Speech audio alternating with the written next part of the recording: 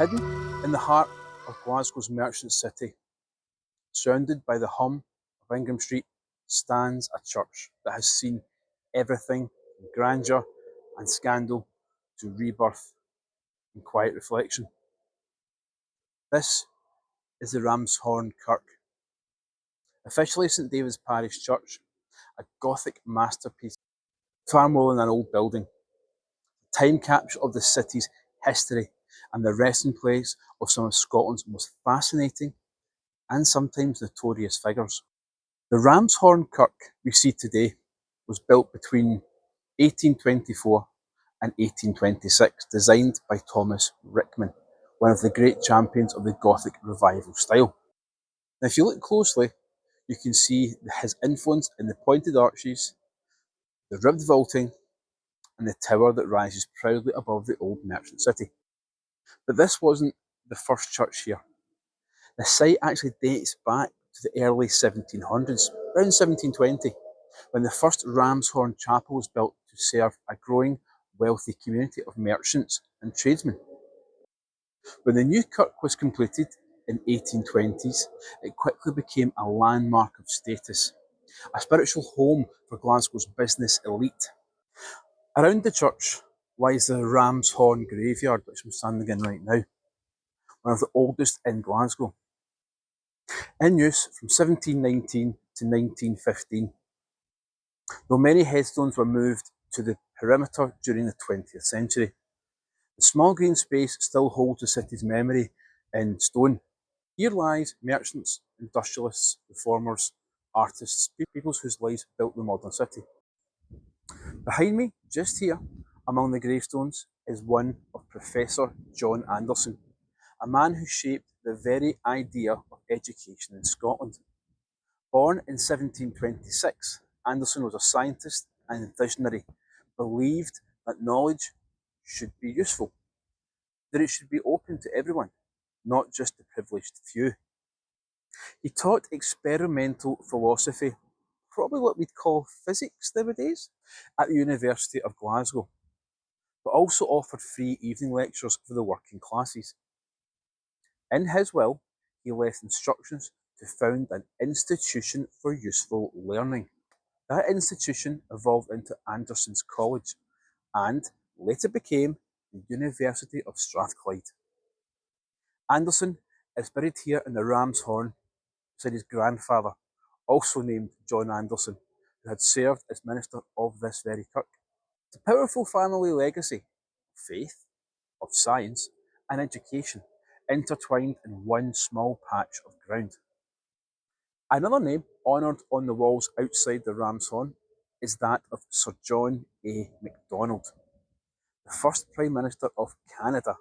That's right, he was born here. Macdonald was born here in the parish of Ramshorn in 1815. His family immigrated to Canada when he was a child, but his Scottish roots remained a proud part of his identity. In 1867, the year of Confederation, he became Canada's first leader, guiding the young nation through its earliest years. His plaque on the outside of the Ramshorn wall itself stands as a quiet reminder that even a boy born in Glasgow's merchant city can go on to shape a country an ocean away. If you walk around the outside of the Ramshorn, look for an old stone commemorating the Foulis Brothers, Robert and Andrew. In 1741, the Foulis Brothers opened one of Glasgow's earliest and most respected bookshops. A year later, they founded the Foulis Press, which soon became printers to the University of Glasgow. The editions of classical works, Greek, Latin, and English literature were famed for their beauty and for their precision. The brothers helped bring the Scottish Enlightenment to life in print, but their ambitions went even further. They actually created an art academy, collected paintings and sculptures, and tried to turn Glasgow into a centre for the fine arts. At that time, it was visionary, but financially disastrous. By the time the brothers died, a year apart in the 1770s, they were virtually penniless. Their great dreams of art and knowledge reduced to debts and fading fame. Today, the memorial stone remains on the exterior of the Ramshorn, a whisper of a time when Glasgow was one of Europe's great intellectual capitals. Now, the stone actually lies on the pavement outside of the kirk itself. The kirk graveyard would have been slightly bigger, which is why you have the slab on the pavement itself. The churchyard around the Ramshorn is one of the city's oldest, with burials dating back to 1719. It's easy to overlook tucked away modern office blocks, but this small green space is like a silent storybook. Every name a chapter of Glasgow's past. Here rest the men who helped shape 18th century Glasgow's rise as one of the great trading cities of the world. Now I'm going to go into a few of these people and give a little bit of backstory behind them. We have David Dale, 1739 to 1806. David Dale was a self-made industrialist and philanthropist, one of the first to blend business with compassion. He founded the cotton mills at New Lanark, a model industrial village that offered fair wages, good housing, and education for the workers' children. Unheard of at the time, Dale believed that prosperity meant little without social responsibility. He later became father-in-law to Robert Owen, who expanded on his ideas and helped inspire the early cooperative movement at New Lanark. John Glassford, 1715 to 1783. Nearby lies John Glassford, one of Glasgow's richest merchants, one of the infamous tobacco lords. His wealth came from transatlantic trade in tobacco and, indirectly, from, unfortunately, the slave economies in America. Glassford's mansions once stood in Trongate, its grandeur so great that its portrait shows him surrounded by symbols of global trade. His presence here at the Ramshorn reminds us both of brilliance and of the dark foundations of Glasgow's prosperity. Andrew Buchanan, 1690 to 1759. Now, Andrew Buchanan is another leading merchant in the tobacco trade. He was also a civic leader. He served as Lord Provost of Glasgow, and his family name still echoes through the city in Buchanan Street, one of Glasgow's main thoroughfares. Now, not every story here is about wealth or respectability. Some are about passion, betrayal, and scandal. None more famous than the story of Madeleine Hamilton Smith and Pierre Emile Longueur. Madeleine was born into comfort, the daughter of an architect and builder living in a grand townhouse at 7 Blythswood Square, just a short walk from here. It was one of Glasgow's most fashionable addresses, a place of refinement and reputation. In 1855, she began a secret love affair with a young clerk, Pierre, who lived in much humbler lodgings. They exchanged hundreds of letters, flirtatious, romantic, and even erotic by Victorian standards, and met secretly late at night, sometimes even through her bedroom window. But when Madeleine's parents arranged for her to marry a respectable gentleman who tried to end the relationship, Longueur refused. He threatened to expose their letters that could destroy her future. Then, in March 1857, he was found dead after suffering symptoms of arsenic poisoning. An investigation revealed that Madeleine had purchased arsenic only days before, claiming it was for her complexion, a common cosmetic use at the time. The resulting trial became one of the most sensational in British history. True Victoria media circus. Crowds queued for hours to get seats in the courtroom. Newspapers printed every detail of her love letters, and the public divided into two camps. Those who believed she was a cold-blooded murderer, and those who saw her as a victim of rigid Victorian hypocrisy. After days of testimony, the jury reached a uniquely Scottish verdict: not proven.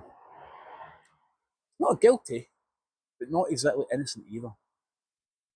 The decision left her free, but her reputation shattered.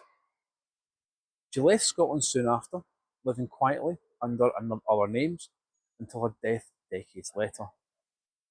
Pierre was buried here. His grave today is unmarked, but his story and Madeleine's remain one of Glasgow's most haunting legends. Thanks for watching this video, guys. If you enjoyed what you saw, please remember to like, share, and subscribe. Until next adventure, take it easy. Bye bye.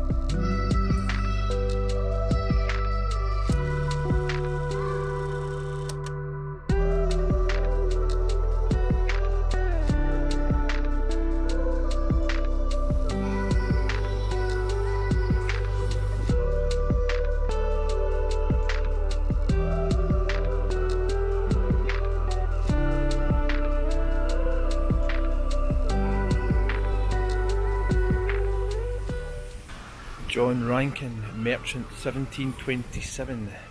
James Rankin, tobacconist, born 25th November 1761, died the 12th of June 1836.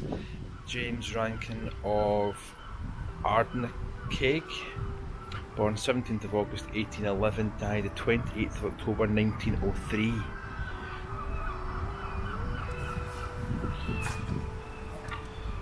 Looks like James Brown. Can't read much of that one. Near this place lies the remains of Reverend John Anderson, who was preceptor to the famous John Duke of Argyll and Green,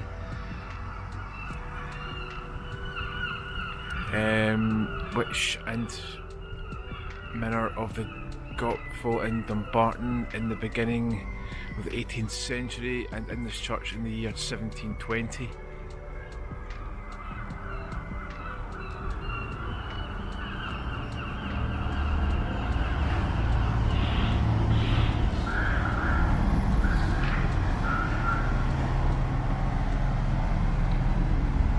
Here on the 13th of January 1996, in the presence of the Senate of John Anderson, the Chancellor of the University of Strathclyde, the Right Honourable Lord Toombs of Brailes, and the Principal and Vice Chairman, Professor John Arbuthnot, laid a wreath to commemorate the 200th anniversary of John Anderson's death.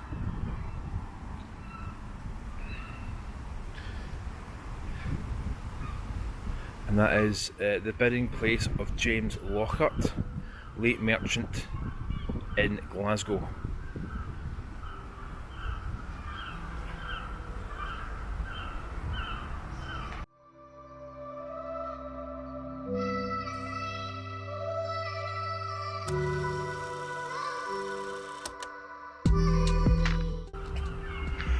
The burial place of Andrew Reid, merchant in Glasgow, his wife and family.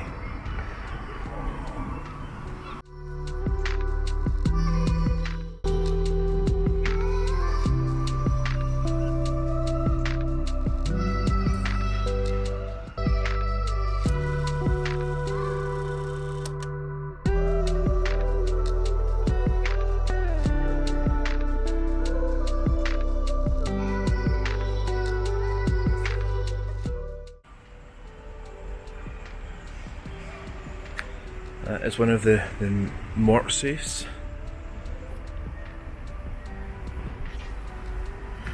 Now, a morgue safe, people didn't know, was basically a cage or a unit to stop grave robbers taking the cadavers for medical purposes. The famous grave robbers were working here and over in Edinburgh, but it happened all over. And Glasgow University was actually a part of education system that did actually use bodies to dissect and work out the human body. So putting up things like this over tombs and graves were to stop people getting in and stealing the coffins and the graves and the bodies of those inside.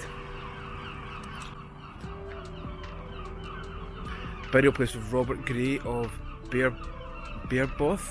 Blairboth, and his wife Marion Auchenlogs.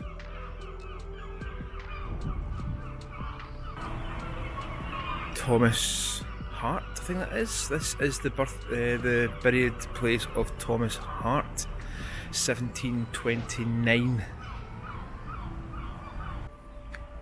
1720, the burial place of John Wright, merchant in Glasgow, now the property of James Wright, WS, Edinburgh.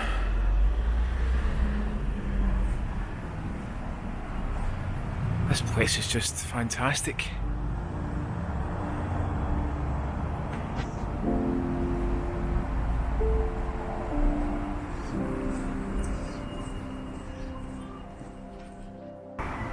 This is the property of Donald Macdonald, merchant in Glasgow, 1776.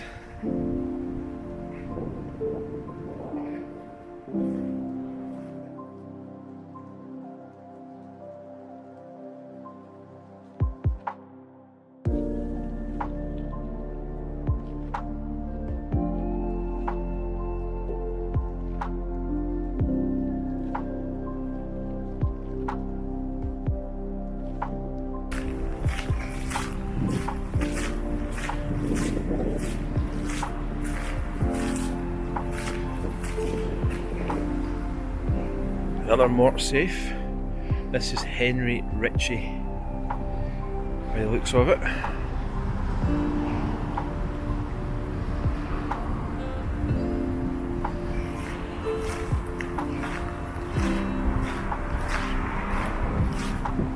And there's so many stones in here, and they are all related to merchants and tobacconists and people that made Glasgow in the 17 and 1800s.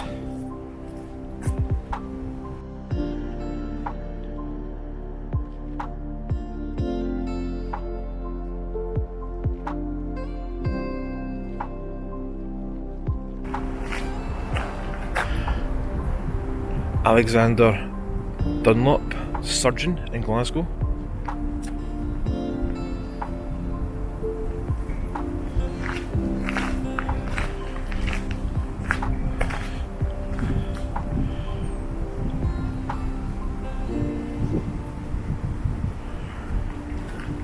Some doctors and surgeons in here as well.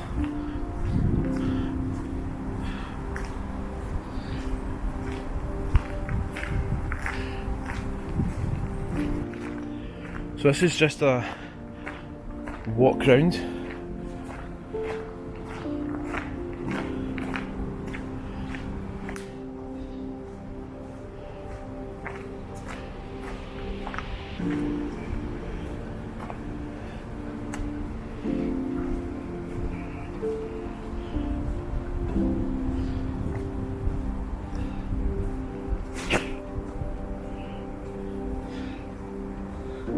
Wow, look at this. Look at this. What does that say? The burial site of Robert Burnside, late merchant in Glasgow, died 19th December 1819, and his family. So again, a kind of mort safe.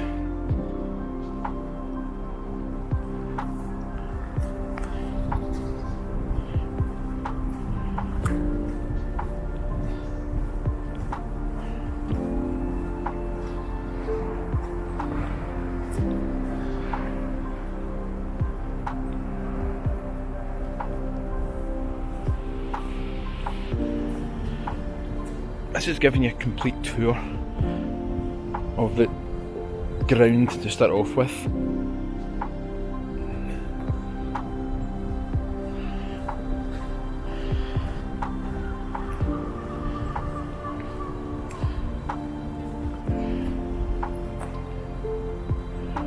William Bennett, this is a big one. This is all the Bennett family. Margaret Bennett, William Jane, some of these stones are quite worn, some are overgrown. This is giving you an insight into one of Glasgow's possibly forgotten about and unknown graveyards, and it's in plain sight.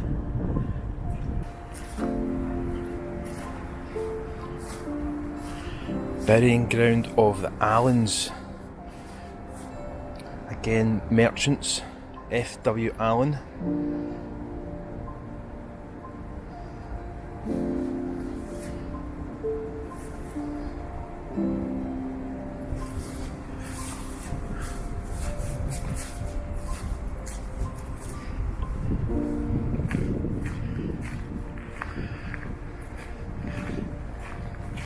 Now that's interesting.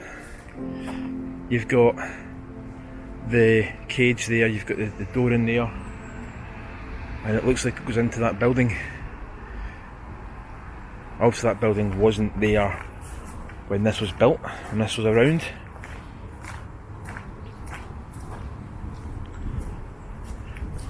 But some of these graves have been kept good, or kept as good as they could be, since the 1800s. The Lord giveth Henry Mortith. This is incredible. Name of the Lord.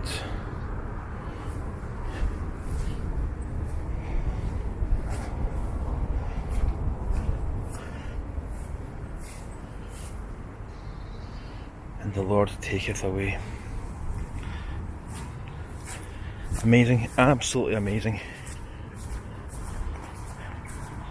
So this is just giving you a tour, a walking tour to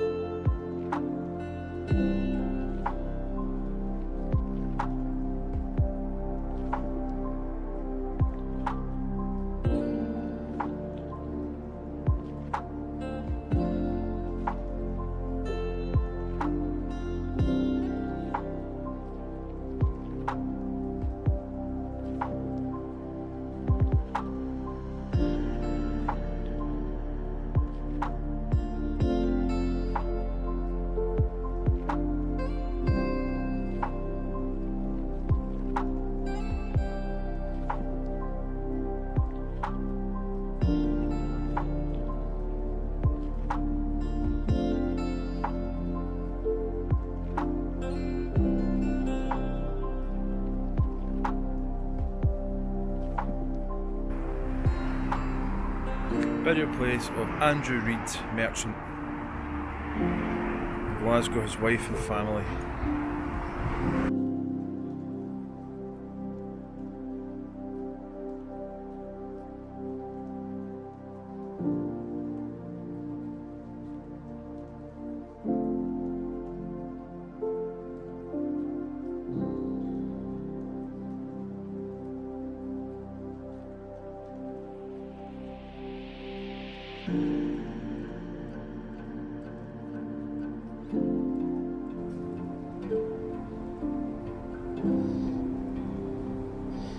Rob Miller, spirit dealer in Glasgow, 1801. Andrew Brown, merchant.